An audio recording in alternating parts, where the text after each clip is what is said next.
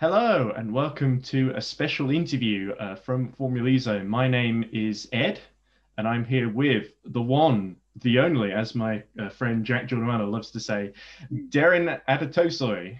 I believe I've said it correctly because everyone is very particular about that. No, you But said it quite Miss well. Adetosoye, it's an honor to have you. Thank How are you you. feeling? Thank you for having me. I'm so excited for us to chat. Feeling very excited, and really looking forward to us having a conversation together. Of course, everyone is seeing you on screen for the first time, and I'm sure they want to very eager to know a bit more about you. And of course, the reason we're talking you've been presenting for Formula E is because you won the competition that both of us entered, but I didn't do quite as well. But I'm still quite happy and proud about what I ended up doing. But in your entry, this is where I wanted to sort of start, is that you mentioned that it all started for you with birthday party you had when you were a teenager Yeah. at Brands Hatch, and that you and your dad spent a lot of time there at that racing circuit in Kent. I've been there too. It's a lovely track, sort of shaped like a bowl, so you get great viewing from the sort of paddock and kind of infield sort of section. Yeah. How did you first get interested in motorsport? Was it that trip, or did it start earlier for you? Yes, so it actually started a bit earlier than that birthday party. So I have an older brother, just like a year apart, it's just the two of us.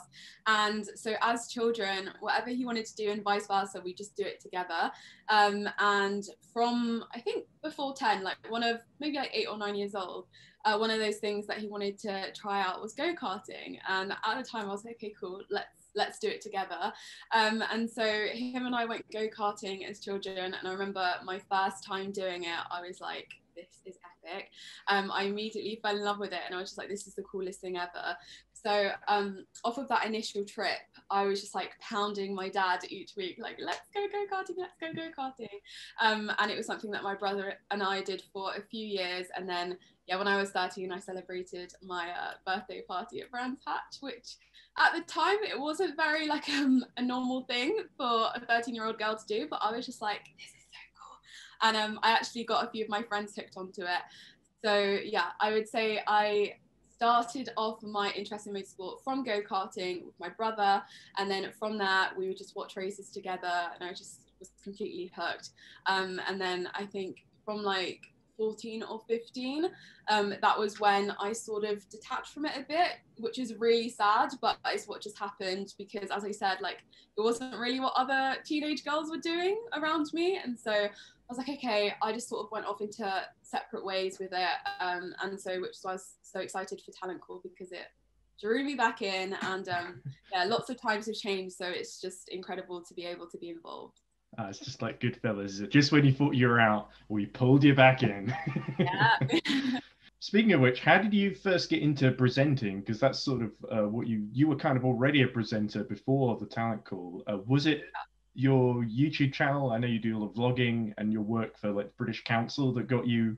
Because the first big thing I heard you've done was the BBC Bite Size job. I think we did some Yeah. presenting for them. Tell us a bit about that if you can. Yes. So at the age of 15, I think I started my YouTube channel, which is what I still do today. And from creating videos on there, I started to get scouted by casting directors for different programs and shows and stuff. One of those being BBC Bite Size, British Council, Superdrug.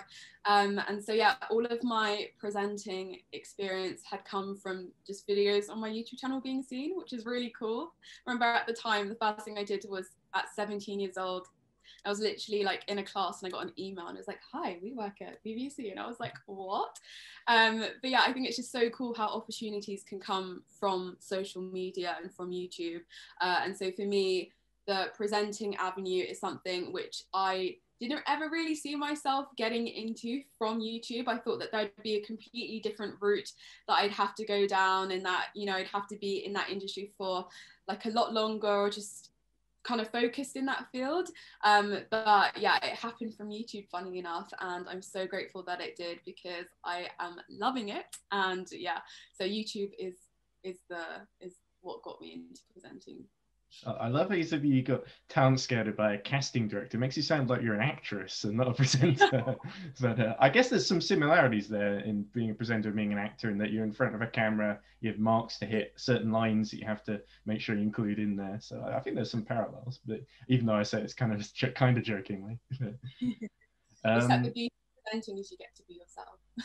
Oh, that is true. Yeah, that's a good person to act as, I guess, because you know a lot about yourself. So, when did you first find out about Formula E specifically, and what was it that appealed to you and made you think, "Oh, I'd love to present that one day if only there was an opportunity, some kind of competition that would allow me to do that." Well, when did you first find out?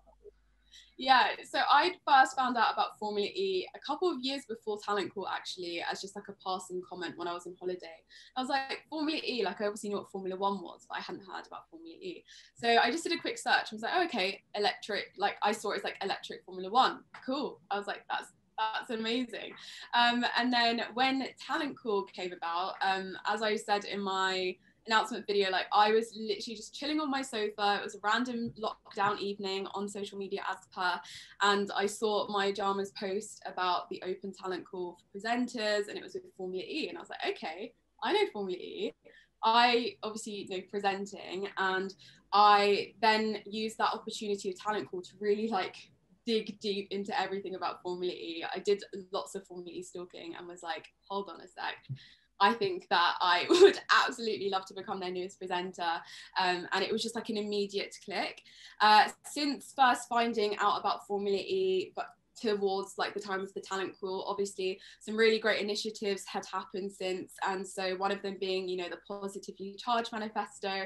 And after really looking into that and doing research, I was really impressed by what they were doing, and it felt like a really great fit for myself. So yeah, I decided to take the step and apply for talent call. I was just immediately like, okay, this is what I want to do. And yeah, I don't know, it's weird reflecting on it now, because I really had no idea what could come from it by just being spontaneous and like sitting on my couch, like this is what I'm going to do. But I'm really happy that I took that step and went for it. And yeah, I guess here we are today.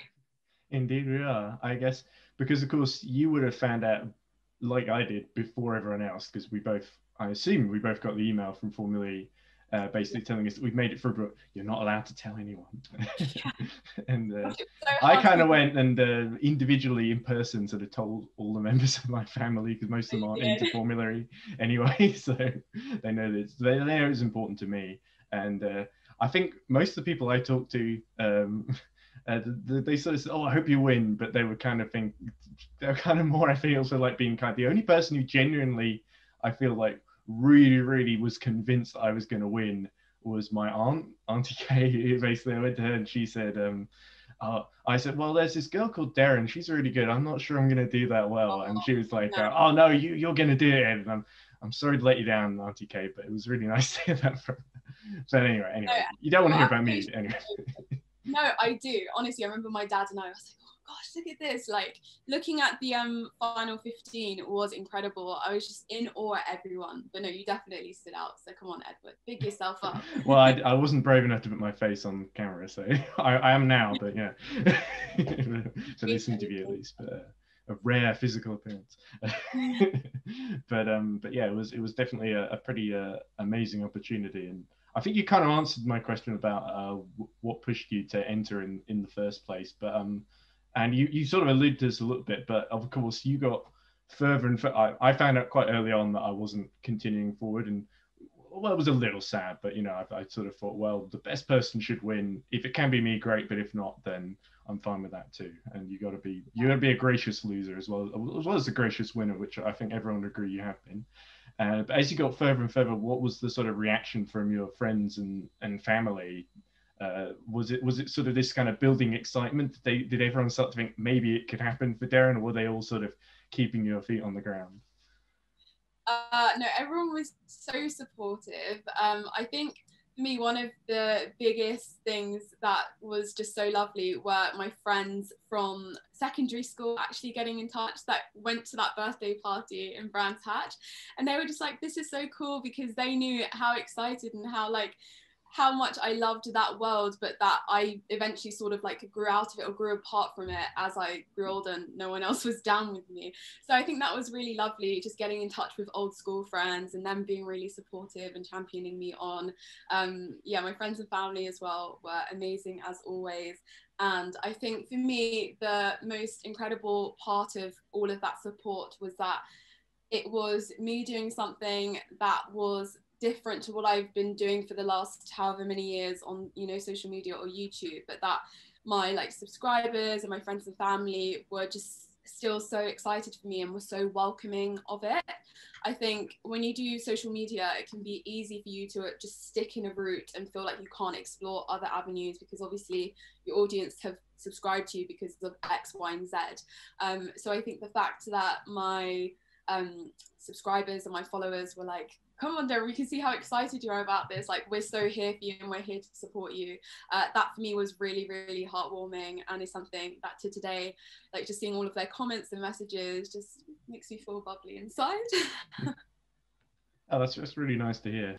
How much do you think is winning the competition, I guess, changed your life? Is it because obviously this is probably the biggest thing that you've done, I think, is it fair to say? It's really boosted your sort of profile, and not only that, but you've got a lot more sort of responsibility, I think, as a sort of not just a presenter, but I guess sort of as a brand ambassador. Is that fair to say for Formula E? So how do you kind of adapt to that? Because it's like one moment you're Derin Adetosoye, and then suddenly you're one of the four, I guess, main presenters that Formula E have. Yeah, it has been such a whirlwind experience. I honestly think, Edward, like it hasn't fully sunk in yet. Every day is just like such a pinch me moment because Formula E are just the most incredible company in sport. And for me to just be involved with them in itself, it's just like, okay, this is very cool. So like when we're working on anything, or if I'm just, you know, like pitching ideas, I'm just always just expressing the gratitude to be doing what I do, because growing up, as I said, whilst I never saw myself doing like the presenting side, like when I started YouTube, I just started to do YouTube in front of the camera, but I didn't know where that would directly lead to almost.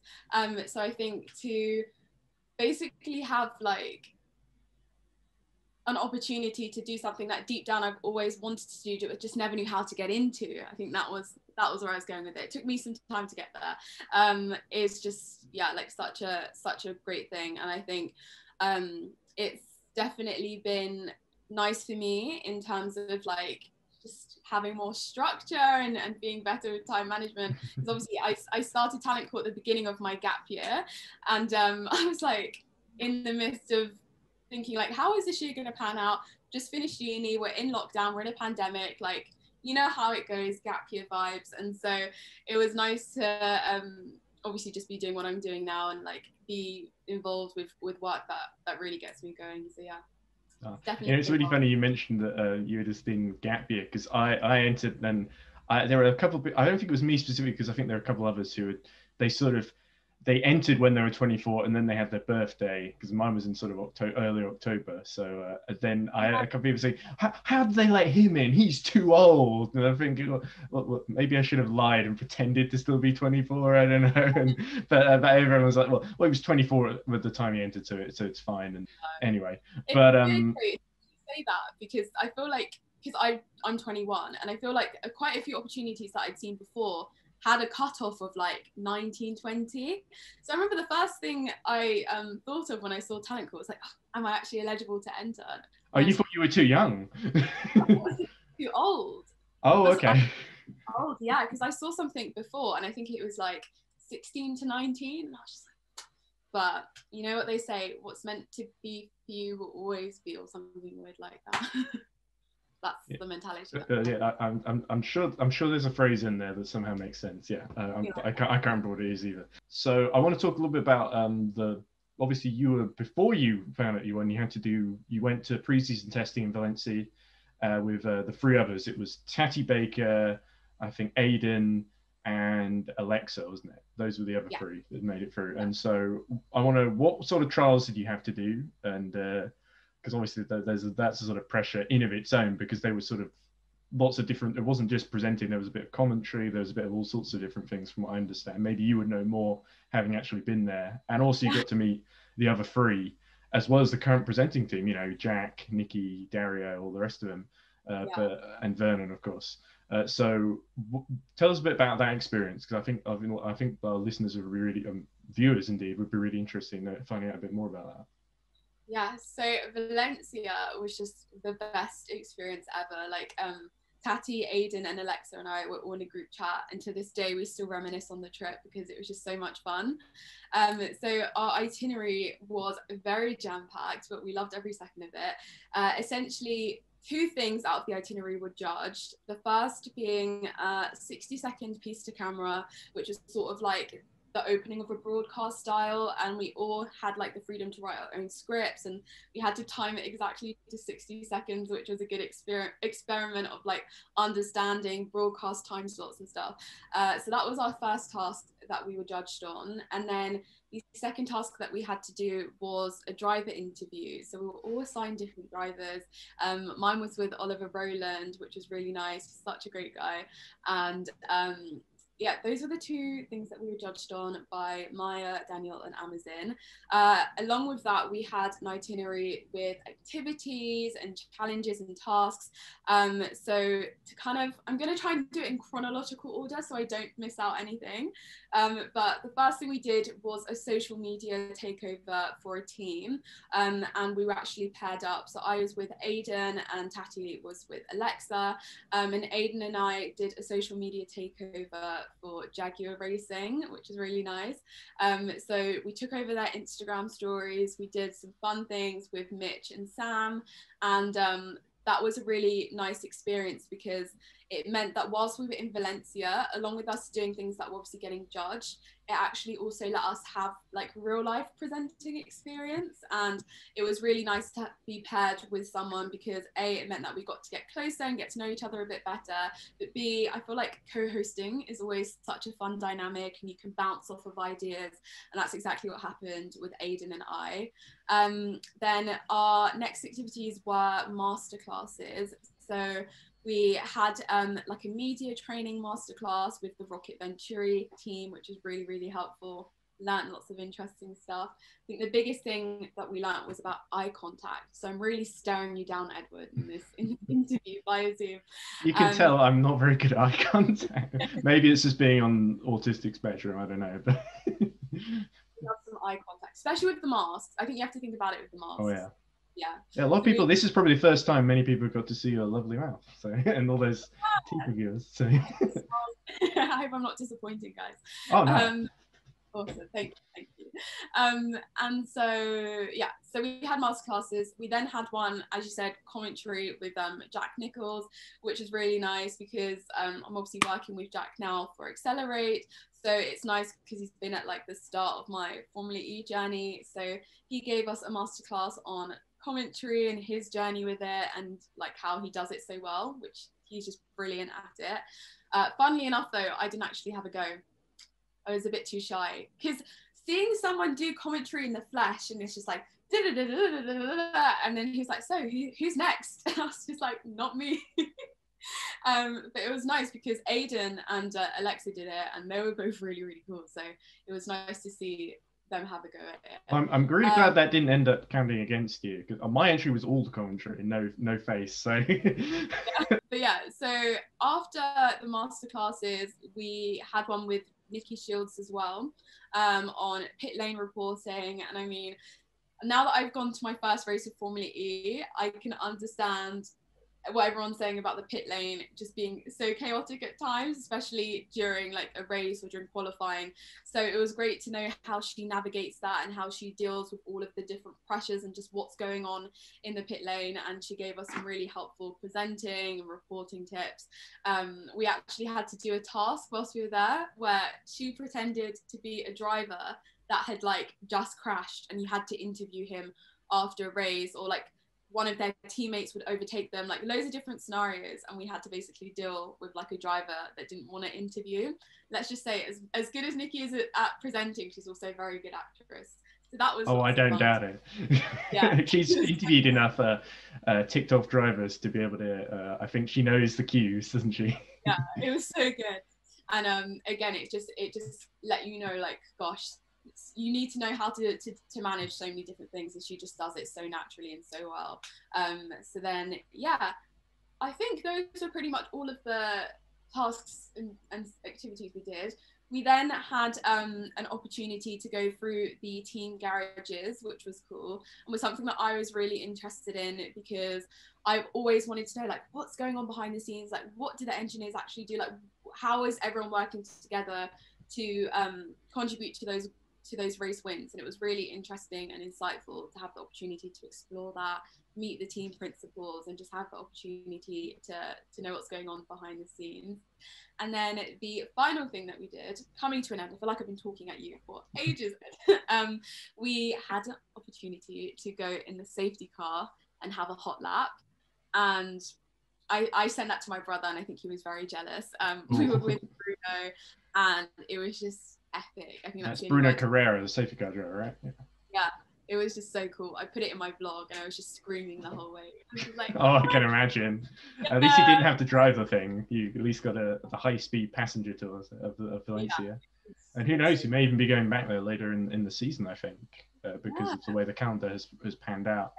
Yeah, there's one follow-up question I had, because obviously the thing about your vlogs is you have to edit them as well, if I remember correctly. And I was wondering, as an editor myself, but very modest editor, but still, I was wondering if, because you're used to doing stuff in front of the camera, and then you have to edit out, that makes you obviously a bit more aware of timing and sort of having to sort of pace yourself a bit as well, and sort of all those sorts of things. I wonder if having to edit your own work, does that help you as a presenter, because you're thinking about how, especially not necessarily when you're doing live stuff, but when you're doing stuff that ends up being put into like a VT or whatever that's shown later on the broadcast, does that help when you're thinking about, I need to be make this as exactly this long, as just so the editor can insert this at the perfect time for this, all those sorts of little things. Does having that experience as an editor help you as a presenter? I'm wondering. Oh, that's a good question. I think it works both ways well, but then also bad. I'll start with why I think it can be quite bad, because when you're editing your own stuff, I can, like, if I mess up something whilst I'm recording a YouTube video, I'll just like immediately go in and do another take and like it not have anything. So I could just be like speaking, oh, and then just start again. And then because I'm editing it out, it just works quite well. But then the thing to remember when you are presenting and you have someone else that's editing is that you want to make their job as smooth as possible. And that's something that I'm really big on doing. So I think if anything, it just makes me want to get things done in one take. So it means that before we're doing whatever we're doing, I'll really be focused on just trying to prep and just memorize everything, so that when it's actually go time, I can just get it done in one take. But I think it's probably more positive than negative, because hopefully it makes me easier to work with. But who knows? We'll have to check in with the people. Yeah, I think the results do end up sort of speaking for themselves. So the next question I had was a big question. Maybe big is the wrong word, but it's I think it's an important one to ask. So part of the reason that Positively Charged, the whole initiative, happened in the first place was, I think it was sort of a reaction to sort of campaigns like Black Lives Matter, and they were very visible and very successful, and they made a big difference. And you've been, recognized as the first Black female presenter for an international motorsports rights holder. I think I've got that right. That's what's written on Formula's website anyway. So the question I have, because this isn't a question so far, this is just a statement, is what does Positively Charged mean to you, Derin?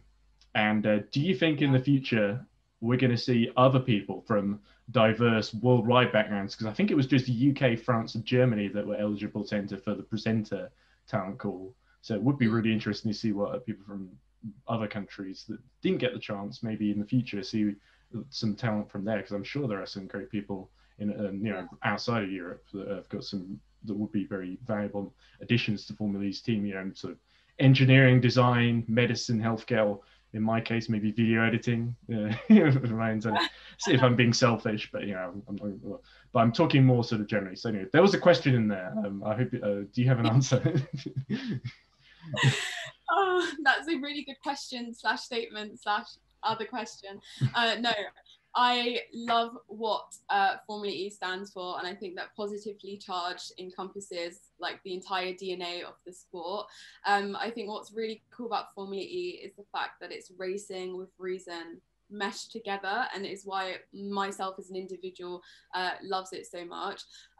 So yeah, when Formula E launched that open letter in July of 2020, I think that it really was just more so a message and a showcase to the rest of the world about what they stand for and what they want the future to be for them. And I think that it was a really bold and positive step in the industry to pioneer change. And for me, seeing the open talent call for presenters was really positive, because it was an action. You know, sometimes people say stuff, but then there's nothing that actually follows up from it. One thing about Formula E is like, what they're saying, you can directly see what they're doing, and that's really, really important for me as an individual with any company or brand, to actually, you know, see what they're talking about, and it just it really highlights how much they believe in something. And so yeah, the positively charged movement or manifesto to myself really is just all about empowerment, and it's all about opportunities. And I know that the like fundamentals of it was to provide opportunities on and off the track, and for unrepresented communities. And I think that it really has done that, obviously with me winning Talent Call. And so yeah, hopefully I've given you a good answer there. And in terms of what Formula E are doing now for season 7, along with that, there is Change Accelerated, which I don't know if you've seen.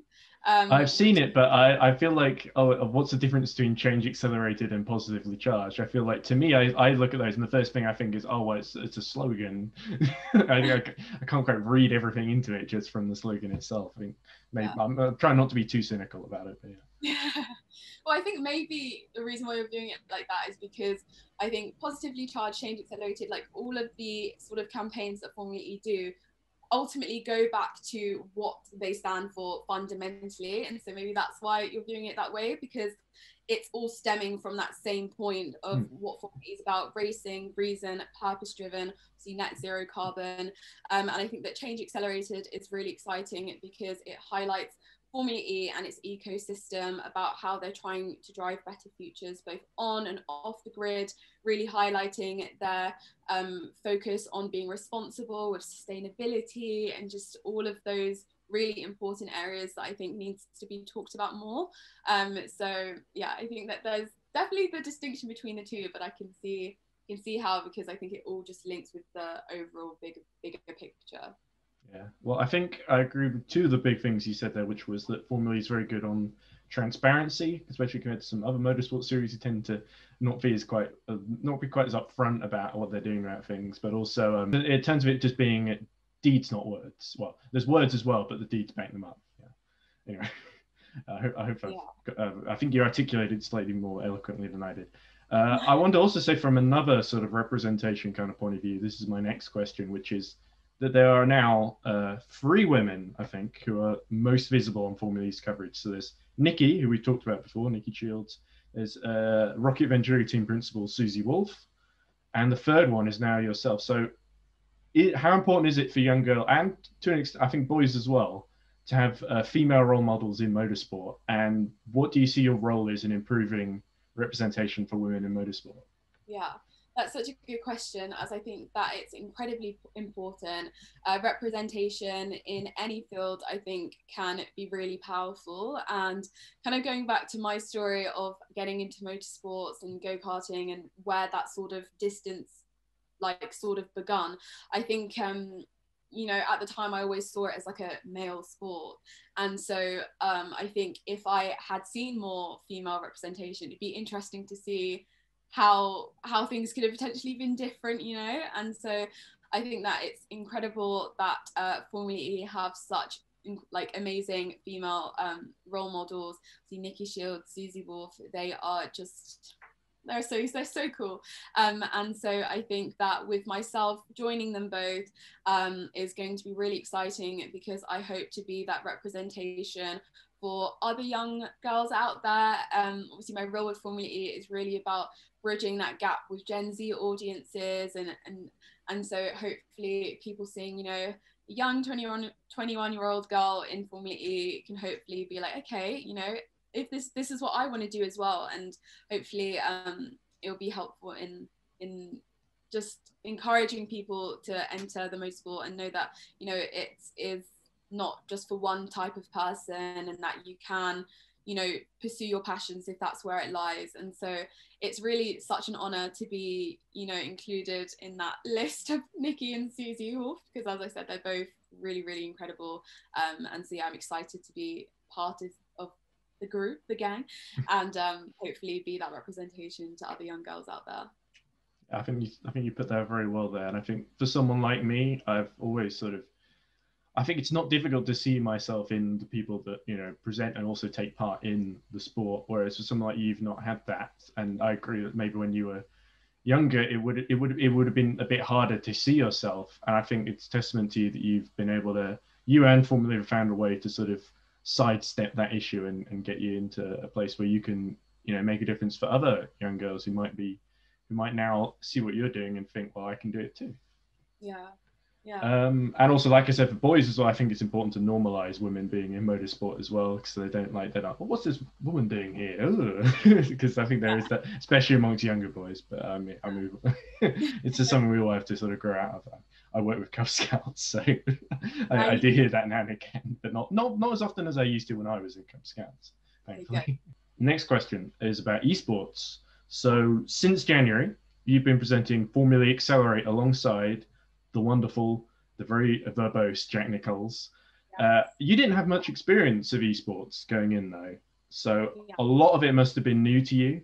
Have you enjoyed it, and how important was it in helping you build a working relationship with Formula E? Because I know it's some of the same team working on, you know, sort of behind the camera that went to, you know, to go to the races and stuff like that. So how important was it to get that relationship going before the season started? Yeah, no, Accelerate has been the most exciting thing. I have absolutely been loving it. You're right in that I didn't have any esports experience prior to the show, actually. But what I love about Formula E is that they're all about attracting new people to both their virtual and on and in real life events. And I think Accelerate has exactly been that.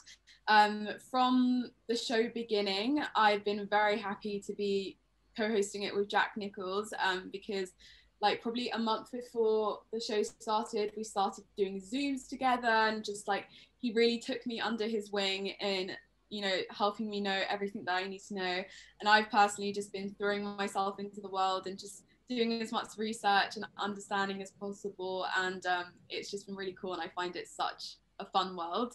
So yeah, you're right in that. Also, a lot of people in Accelerate, I've been working with them in like, you know, like Diriyah, for example. And so that's been nice in terms of just sort of like being welcomed into the Formula E zone, and, you know, starting the show prior to the opening race of season 7 was just like a great like introduction to FE, and just like welcoming, what's the word? You know, I'm trying to think of a word, like orientation. I think that's the word. It's like, I felt, the point I'm trying to make is that it was nice. Welcome by Formula E. Let's not get into it. It's a long day. I know that's a hard question when I have to make you think of the right word. Great job. But no, it's been really cool, and I think that if you see me on a sim, basically don't ask any questions, because I'm really enjoying it. It's the point. Yeah, it's lots of fun. Yeah, and I'm sure it's one of those things that even if, well, I think for a lot of people, the more they do, the better they get. So you never know. And I think it's interesting hear you speaking to some of the drivers after the race, because a lot of them, some of them are media trained, and some of them aren't. And so they said they're all doing their best, and I think they're all great characters. I actually, because I used to do what you do before there was a sort of official Formula E kind of esports series. I was sort of well, I was doing more the commentary and the interviews, so I sort of had to do it all, but and with sort of no presenting team behind me, but it was great fun. So I sort of can relate a little bit to your experience, and also seeing some of the same guys, like I know Kevin Siggy, Graham Carroll, all really great guys, and it's really great to see them in the spotlight once more. What we should move on to is the big debut, of course, which was you being on everyone's TV screen for the first time in Diriyah in Saudi Arabia.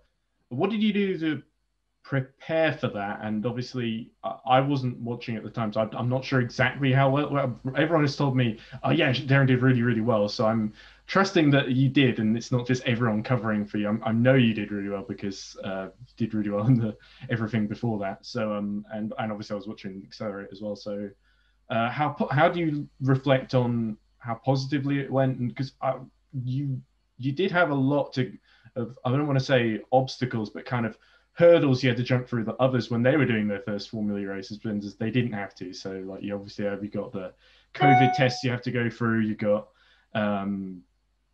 just traveling to Saudi Arabia, a new country that you never really been to before, and then you got a situation where you got like drivers in big accidents and having to go to hospital and stuff like that, which is not normal. And it was a little bit sad to see, but thankfully they're all okay. Mortara and Alex Lynn, I think, were involved in those. So just tell us a little bit about that experience and sort of some of the challenges and sort of how you kind of overcame them, and also just how you look back on how well it went overall. Yes. So the opening race of season 7 in Diriyah was just like the most insane pinch me moment experience. Remember what I said at the start of our interview about how like none of this feels, it's just like so much to take in, and I'm just like, oh my gosh, is this real life? I feel like the trip in Diriyah was like the epitome of that. It was just really, really cool to be able to see a race in real life, and I think that it's such a different experience and atmosphere versus watching it online or on your TV. And it was like a really COVID safe environment. As you said, there were the obstacles of the fact that, you know, COVID and travel and stuff like that, but yeah, Formula E and their travel team did such an incredible job of making it a COVID safe bubble. I think I got tested like four times during that week trip, which was really cool. And obviously we did the self-isolation, so that was really nice. But yeah, I was so excited to be doing more of like the social media digital side of things in Diriyah. So you didn't see me on the screen, so not yet anyways. I was focused on creating digital content and behind the scenes content, and so the Instagram stories went up like in real time. There's a YouTube video that's coming soon, so you can stay tuned for that. But yeah, no, it was just the most incredible experience, and I'm really excited to be joining Formula E for more races and have the opportunity to create even more exciting content and be involved with what's going on. But no, it's definitely a trip that I will not forget. And I think even though, you know, there was no champagne at the podium in Diriyah, like even just being at the podium celebration and having like the confetti and the fireworks and the smoke, it was just like such a surreal moment, and it just felt really, really cool to be involved with something like that. So you mentioned earlier Oliver Rowland. You got to talk to him at Valencia. My dad, incidentally, is I guess he's a big Oliver Rowland fan because Oliver Rowland is from Barnsley in Yorkshire, and my dad is also from Yorkshire. So it's a kind of natural that he would like him. But which drivers and teams have you enjoyed talking with and interacting? I know it's obviously early days yet, and you've probably still got a lot more interactions coming your way. But so far, who have you enjoyed talking to the most? Yes, so I think I'm a bit biased, I'm not gonna lie, because from the very beginning of my FE journey, I've been like with Jaguar Racing. So like the first thing that we did was the social takeover at Jaguar Racing, and then with Accelerate, first guest on the show, Sam Bird, Jaguar Racing, and then whilst I've been in Diriyah, my interviews, Jaguar Racing, and then they also sent me some tea on I'm starting to think these guys at Jaguar are rather like you, Derin. Yeah, I really like them, so I'm happy that I hope that the feeling's mutual. So yeah, they are definitely one of the teams. They're up there on the list. But honestly, I was saying this in Diriyah, because I have only like really met a few teams, they're all my favorites, which I think actually speaks volumes to the fact that everyone in Formula E are just so lovely. So I'm sure every team I meet, I'm going to start to say, they're my favourite team, they're my favourite team, because they're all just so lovely. So I think I'll stop with the naming of teams right there. We'll just leave it as Jaguar for now, just because I'm still yet to meet so many more, and I know that they're all just going to be so lovely. But yeah, they are really cool. Same with the drivers. I have met quite a few of them now, but they're all just really, really incredible. So I'm not gonna single someone out over the other. Yeah, exactly. I think I agree with you. It'd be pretty hard for me to pick a favorite as well, though. Personally, I've always really liked Oliver Turvey. And I think he was on one of the Accelerate shows, wasn't he? So you would have met him too. Yeah, he's really lovely. And then go on, sorry. Yeah, no. I was saying like the Neo team as a whole, and just like, yeah, no, they're really, really cool. Yeah, it was really good to see them get some points, because they've not been able to do that for a while. As a fan of them, it's been a tough year, I can tell you. But so I think that's really most of all the key questions I had. So my final question that I had written down anyway was, is being Formula E presenter one of your life goals, I guess, completed? Or are you thinking, is there more you still want to achieve in your presenting career? Do you think it's going to be the stepping stone to maybe a bigger role in Formula E down the line, or are you thinking that you want to just achieve something a little bit more general just in the sport, or maybe even beyond the sport, if that makes sense? Sorry, it's a big question, I know, but no, it's such a good question to end on. I am honestly so excited to be part of Formula E, and I think that I've just come at a really cool time because so much is happening. Obviously, as I said, Change Accelerated is what they're doing for this season, and me being here at a time where they're trying to reach Gen Z audiences, and the fact that I'm able to connect them with that is something which is just like a really, really like exciting thing for me, because it's allowing me to do everything I've always wanted to do, and what I've been doing for the last few years with my YouTube, into a sport and a company that I really, really believe in and think are doing great stuff. So as an individual, it's really rewarding for me to be doing that. So I guess we can say it's a life goal complete, because I'm just doing what I love.